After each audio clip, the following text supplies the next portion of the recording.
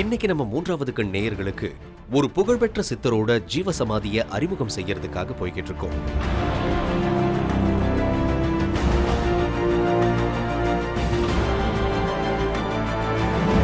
கோட்டூருக்கு போய் இறங்கின நம்ம தொகுப்பாளர் அருண் அங்க இருந்த ஆர்ச்ச பார்த்தபடியே நேரா போனார்.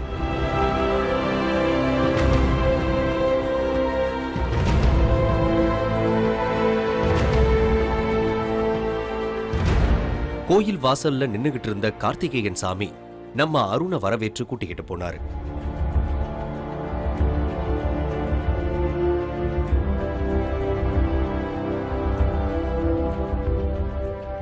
பல விஷயங்கள் சொல்லிக்கிட்டே போன கார்த்திகேயன் சாமி பூஜை பண்ண போயிட்டாரு.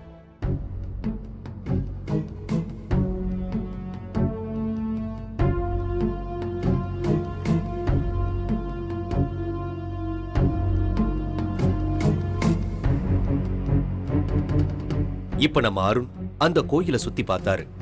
முன் மண்டபம் தவிர மத்த இடங்கள்லாம் ஓடால வேயப்பட்டு ஒரு வீடு மாதிரியே தெரிஞ்சது.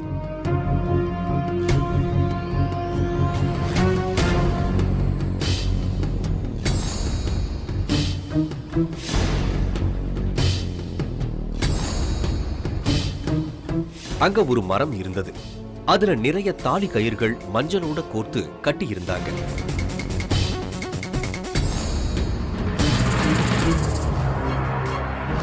பார்த்துட்டு இருக்க இந்த பூவரச மரம் குருசாமி சித்தர் அவர் கையால் வச்ச மரம்னு சொல்கிறாங்க. இந்த மரத்தோட மகிமை என்னன்னு பார்த்தீங்கன்னா, திருமணம் ஆகாதவங்க அவங்களோட கையால் இந்த மரத்தில் வந்து மஞ்சக்கயிறை கட்டிட்டு போனாங்கன்னா அவங்களுக்கு திருமண தடை நீங்கி விரைவிலே அவங்களுக்கு திருமணம் ஆகும்னு சொல்கிறாங்க. அது மட்டும் இல்லாமல் குழந்தை பாக்கியம் இல்லாதவங்க அவங்களோட சேலை முந்தானியில் துணியை கிழித்து அதில் மஞ்சத்தூள் அது மட்டும் இல்லாமல் மஞ்சள் கட்டி வச்சு இங்கே கட்டிட்டு போகிறனால அவங்களுக்கு விரைவில் குழந்தை பாக்கியம் கிடைக்கும்னு சொல்கிறாங்க.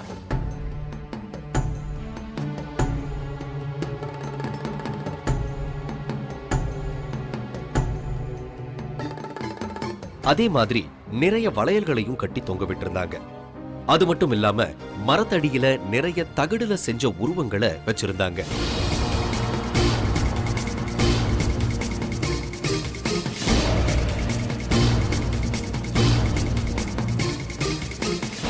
இந்த தகரெல்லாம் எதுக்கு இங்கே சமர்ப்பணம் பண்ணுறாங்க அப்படின்னா, அவங்களோட கைக்கு எதனா ப்ராப்ளமாக இருக்குது, கால் வலி இருக்குது, உடம்பு வலி இருக்குது, அப்படி உள்ளவங்க இந்த உருவ பொம்மையை வாங்கி இந்த மரத்துக்கு கீழே சமர்ப்பணம் பண்ணாங்க அப்படின்னா அவங்க உடம்புல உள்ள எல்லா வலியும் நிவர்த்தி ஆகும்னு இங்கே ஒரு ஐதீகம் சொல்லப்படுது.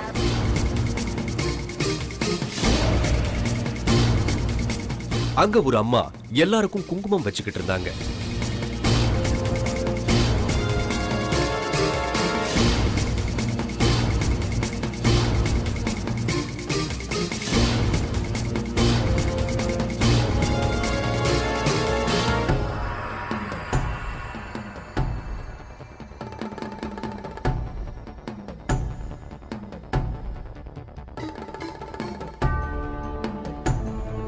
ஐயா வந்து உட்காந்து வச்சேன் மரம்.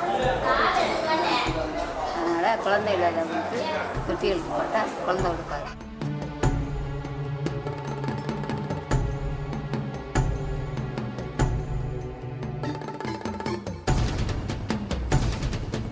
குறிமேடைன்னு இருந்த இடத்துல ஒரு பூசாரி உட்கார்ந்து வர்றவங்க கொண்டு வந்த தேங்காயை எல்லாம் உடைச்சு விபூதியை கொடுத்துக்கிட்டு இருந்தாரு.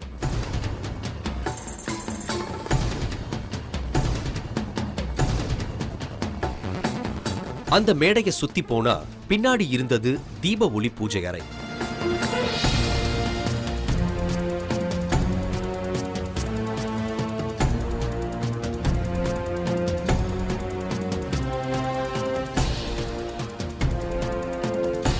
உள்ள விளக்குகள் மட்டும்தான் இருந்தது. அதுலயும் மேல இருந்த பிரதான விளக்கு தான் குருசாமி சித்தரோட நினைவா எரிஞ்சுகிட்டு இருக்கிற அணையா விளக்குன்னு சொன்னாங்க.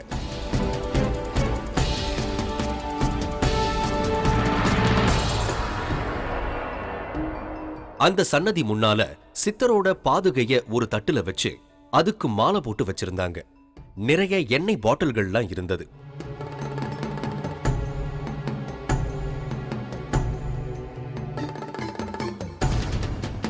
இங்க நடக்கிற எல்லாமே கொஞ்சம் வித்தியாசமா இருந்தது. ஏன்னா தீபஜோதி பூஜை அறையில வேற எந்த சிலையோ படமோ இல்ல. உருவ வழிபாடே இல்லாம அந்த குருசாமி சித்தரை ஜோதி வடிவத்துல வழிபடுற நமக்கு ரொம்ப ஆச்சரியமா இருந்தது.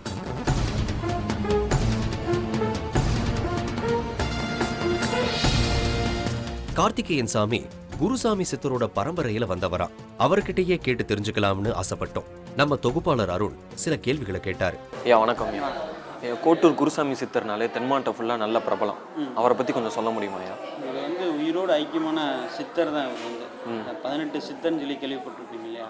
அந்த 18 சித்தர்கிட்ட வந்து அந்த எந்த ஒரு சித்தர்கிட்டையாவது வந்து இவர் வந்து சித்தை படித்து வர்றவங்களுக்கு மந்திச்சு கொடுத்தவர் தான் இந்த சித்தர் ஐயா.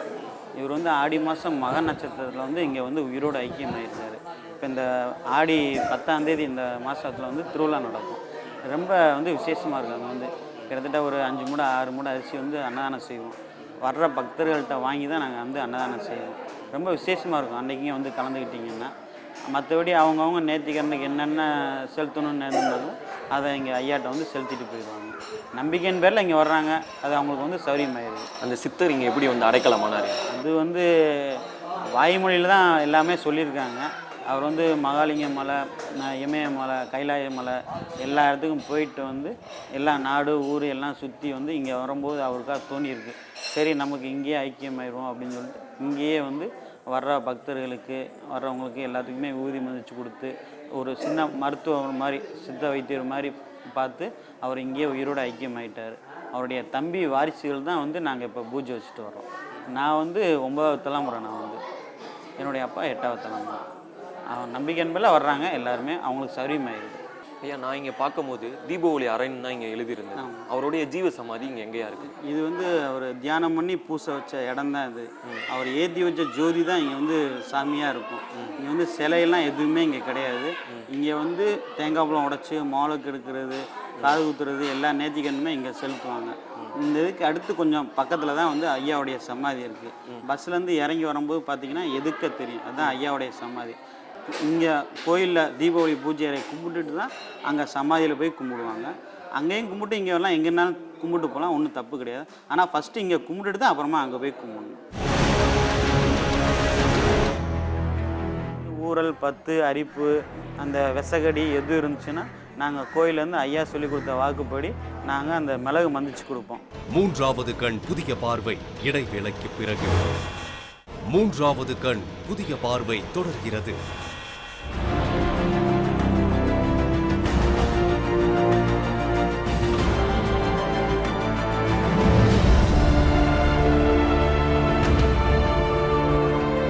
கார்த்திகேயன் சாமி கிட்ட பேசினதுல இருந்து குருசாமி சித்தரோட ஜீவசமாதி கொஞ்சம் பக்கத்துல தான் இருக்கிறதா தெரிஞ்சது.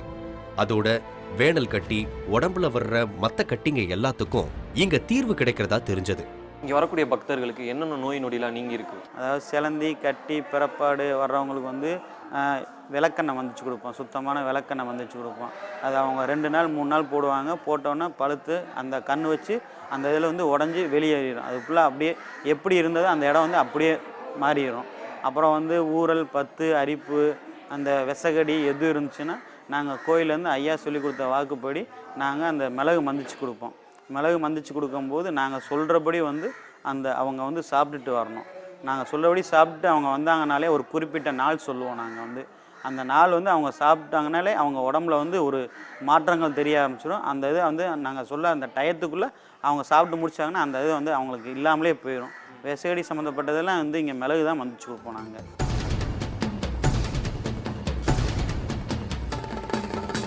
அதோட திருமண தடை, குழந்தை பாக்கியம், நிம்மதியான வாழ்க்கைன்னு எல்லாமே கிடைக்கிறதா தெரிஞ்சது. வரக்கூடிய பக்தர்கள் என்னென்ன கோரிக்கையை முன் வச்சு வராங்க? அது அவங்கவுங்க விருப்பத்தை பொறுத்து இருக்குது. ஒவ்வொருத்தவங்க வேலை கிடைக்கணும்னு நினைந்துக்குருவாங்க. ஒவ்வொருத்தவங்க வந்து நமக்கு வந்து நல்லபடியாக வந்து குழந்தை பாக்கியம் கிடைக்கணும்னு வேண்டிக்கிடுவாங்க. ஒவ்வொருத்தவங்களுக்கு வந்து ஆஸ்மா நோய் எது இருந்துச்சுன்னா நமக்கு நல்லபடியாக நிவர்த்தி ஆகணும் அப்படின்னு சொல்லிட்டு வேண்டிக்கிடுவாங்க. அவங்களுக்கு வந்து எதாவது நேர்ந்துருந்து அதாவது சௌரியமாயிடுச்சுன்னா அவங்க நேர்த்திக்கடன் பொங்கல் வைக்கிறேன்னு இருந்தாலும் சரி, மாலுக்கு போடுறேன்னு இருந்தாலும் சரி, ஒரு 10 பேர்த்துக்கு அன்னதானம் கொடுக்குறேன்னு இருந்தாலும் நேர்ந்துருந்தாலும் சரி, அதை அவங்க வந்து இங்கே வந்து செலுத்திட்டு போயிடுவாங்க. அவங்களால எது முடியுதோ அதை வந்து இங்கே வந்து செலுத்திட்டு போயிடுவாங்க. இதுதான் அப்படின்ட்டு இங்கே வந்து கணக்கெல்லாம் கிடையாது. 1.25 ரூபா முடிஞ்சு போட்டாலுமே அது அவங்களுடைய இதுதான். அவங்களுக்கு வந்து என்ன ஐயா செய்யணும்னு விருப்பப்படுறாரோ அது ஆட்டோமேட்டிக்காக வந்து ஐயா வந்து அவங்களுக்கு செஞ்சுருப்பார். அதுதான் இங்கே வந்து விசேஷம்.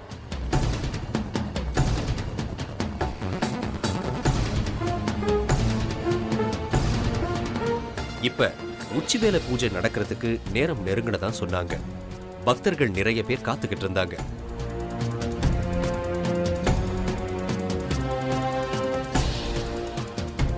மூடியிருந்த சன்னதி கதவு திறந்தது. அந்த சன்னதியே கற்பூர ஆரத்தியில ஜகஜோதியா தெரிஞ்சது. எல்லாரும் பயபக்தியோட கையெடுத்து கும்பிட்டாங்க.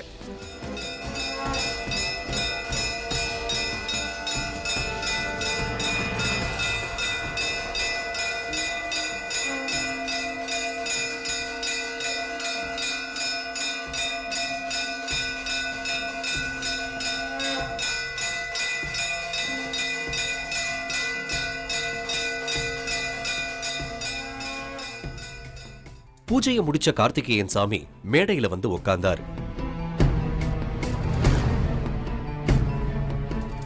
அவரோட கையில வேப்பிலைய கொடுத்தாங்க.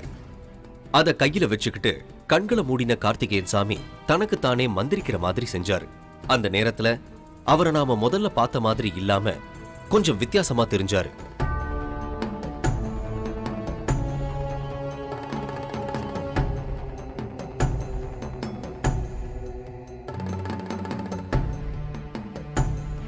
இப்ப பக்தர்கள் எல்லாரும் வரிசையா கார்த்திகேயன் சாமி கிட்ட வந்து தேங்காய உடைச்சுக்கிட்டு அவர் கையால விபூதி வாங்கிக்கிட்டு போனாங்க.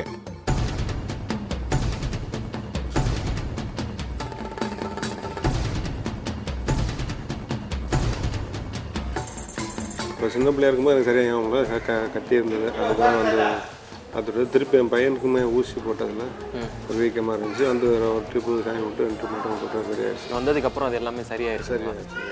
என்ன கொடுக்குறாங்க இங்கே? இந்த சாமி மட்டும் மந்திரிச்சு என்ன தான் கொடுப்பாங்க. வாங்கிட்டு போய் நம்ம வீட்டில் வச்சு போட்டோம்னா சரியாக அந்த சுத்தம் இருந்துட்டாங்க.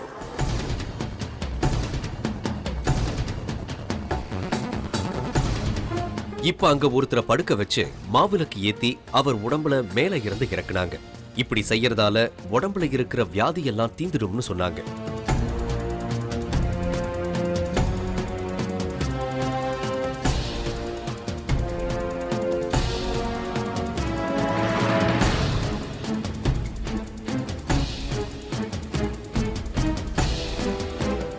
இன்னொரு குடும்பம் மாவிளக்கு போட ஏற்பாடு செஞ்சுக்கிட்டு இருந்தாங்க.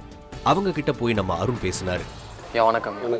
எதுக்காக அந்த மாவிளக்கு போடுறீங்க? மாவிளக்கு தம்பி 5 வயசாக இருக்கிற நடுவு புறப்பாடு மாதிரி வந்துருந்துச்சு. இப்போ டாக்டர் கூட இது ஆனாலும் ஆறலாம் சலம் உள்ளபடி இறங்கினா அது கடவுள் செயல் அப்படின்னு சொல்லிட்டாரு. நாங்கள் வைத்தியம் பண்ணிட்டு ஐயாவுக்கு நேர்த்திக்கடன் போட்டு மறுபடிக்கு நாங்கள் வந்து மாவிளக்கு இருக்கிற மட்டும் ஒரு நேர்ந்துட்டு வந்தோம். அது அப்படியே சரியாயிடுச்சு. அன்னைக்குலேருந்து இன்னைக்கு வரைக்கும் நாங்கள் வருஷத்துக்கு ஒரு நாள் மாதந்து அளிக்கிறோம். வைகாசி மாதந்து அளிக்கிற அன்னைக்கு வந்து நாங்கள் மாவிளக்கு எடுத்து பையனுக்கு மட்டும் ஓட்டு போகிறோங்க. வருஷம் நாங்கள் வந்துடுவோம்.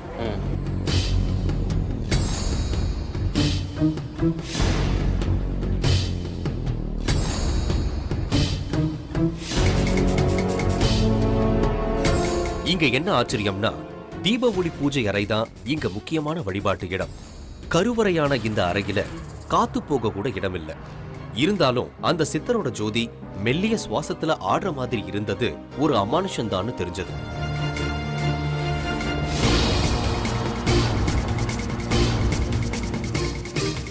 அதாவது குருசாமி சித்தரோட ஆன்மா இன்னும் இங்க உயிரோட தான் இருக்குங்கன்றதுக்கு அடையாளமா இந்த தீபம் மெல்ல ஆடுறதா தெரிஞ்சுக்கிட்டோம்.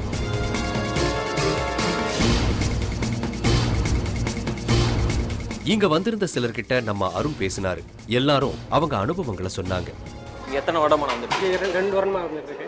என்ன கோரிக்கைக்காக இங்க வந்திருக்கீங்க? ஒரு ஏதாவது நினைச்சிட்டு வந்தோம்னா அது நிறைவேறும்.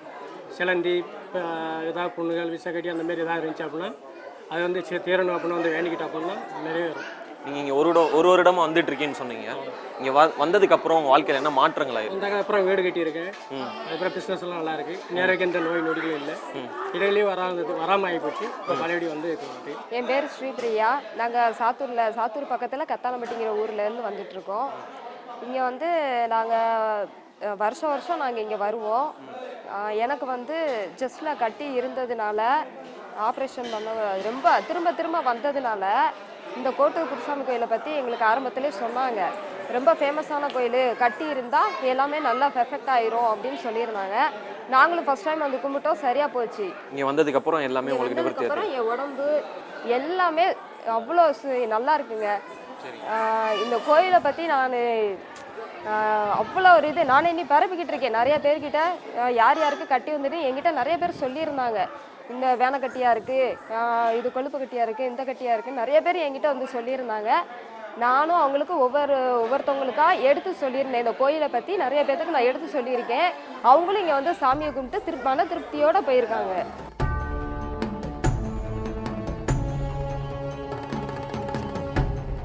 ஏன் இங்கே வந்து என்னங்கன்னா எந்த விதமான செய்வினை கோளாறு ஏவல் பில்லி சூனியமாக இருந்தாலுமே எந்த ஒரு உடல்நிலை கோளாறாக இந்த ஸ்தலத்துக்கு வந்தாலே வந்துட்டு போனாலே சரியாக போயிடும். அது மட்டும் இல்லாமல் நாங்கள் வெளியூரில் இருக்கோம் சாமி, அடிக்கடி நம்மளை வர முடியாதா அப்படின்னு சொன்னீங்கன்னா எண்ணெய் ஒன்று வெளியே வைக்கிறாங்க கடையில். அந்த எண்ணெயை வாங்கி நீங்கள் மந்திரிச்சுட்டு போய் அந்த மருளையோ உங்களுக்கு என்ன உடலுக்கு கோளாறு பண்ணுதோ அவங்க இந்த கோயிலில் பூசாரி இருக்காங்கள்ல அவங்க சொல்கிற மாதிரி நீங்கள் செஞ்சிங்கன்னா உங்கள் உடல்நலத்துக்கு எந்த விதமான தீங்கு இருந்தாலும் சரியாயிடும். பல அற்புதங்களை நிகழ்த்திட்டு ஜீவசமாதி அடைஞ்சு இன்னும் தன்னை நம்பி வர்ற பக்தர்களுக்கு பல விதமான நன்மைகளை செய்துகிட்டு வர்ற கோட்டூர் குருசாமி சித்தரை மனசார கும்பிட்டோம். 3வது கண் புதிய பார்வை இடைவேளைக்கு பிறகு 3வது கண் புதிய பார்வை தொடர்கிறது.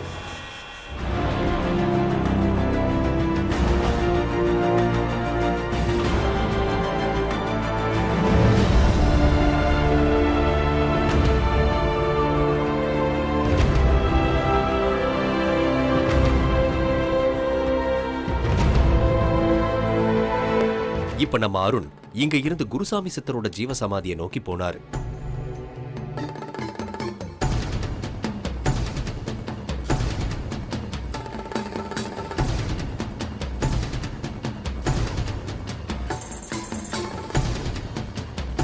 அருமையான ஒரு கோயில் மாதிரி அமைப்புல இருந்தது முன்பக்க தோற்றம்.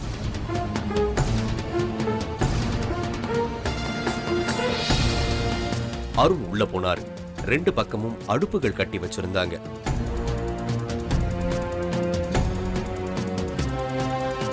அங்க சில பக்தர்கள் பொங்கல் வச்சுக்கிட்டு இருந்ததை பார்க்க முடிஞ்சது.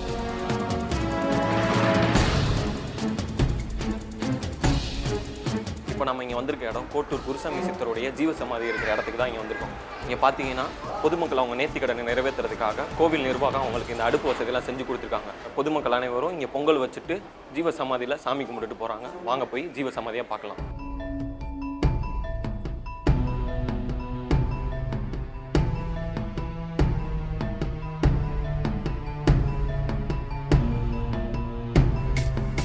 இப்ப ஜீவசமாதிக்குள்ள போனாரு அருண்.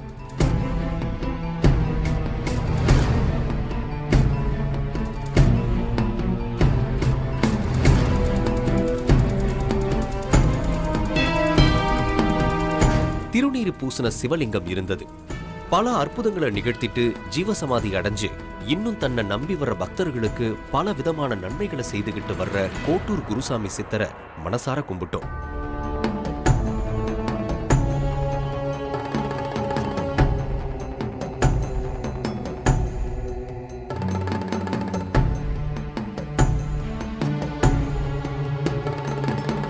வெளியில இடது பக்கம் வலது பக்கம்னு 2 சிவலிங்கங்கள் பிரதிஷ்டை பண்ணி வச்சிருந்தாங்க.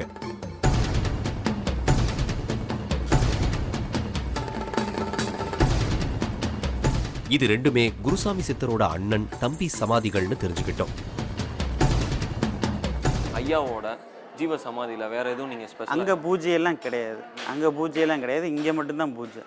அங்கே வந்து பக்தர்கள் வந்து பொங்க வச்சு தழுவு போட்டு சாமி கும்பிட மட்டும் அங்கே கும்பிட்டுக்குவாங்க. அங்கே வந்து காலையில் கோயில் திறந்த உடனே பத்தி ஏற்றி சங்கு ஊதி அங்கே மட்டும் பூஜை அதை வந்து செஞ்சுக்கிடுவாங்க. அவ்வளோதான். அங்கே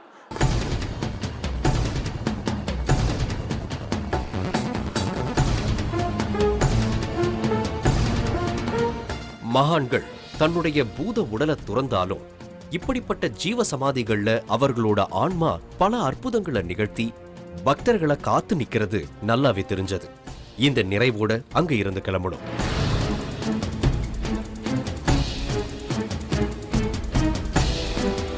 இப்படிப்பட்ட அமானுஷங்களும் ஆச்சரியங்களும் உங்கள் பகுதியில் உள்ளதா? உடனே தொடர்பு கொள்ளுங்கள். வேந்தர் டிவி 35 3வது பிரதான சாலை, கலைமகள் நகர், ஈக்காட்டுத்தாங்கல், சென்னை 6,32,000. தொடர்புக்கு 8939827085.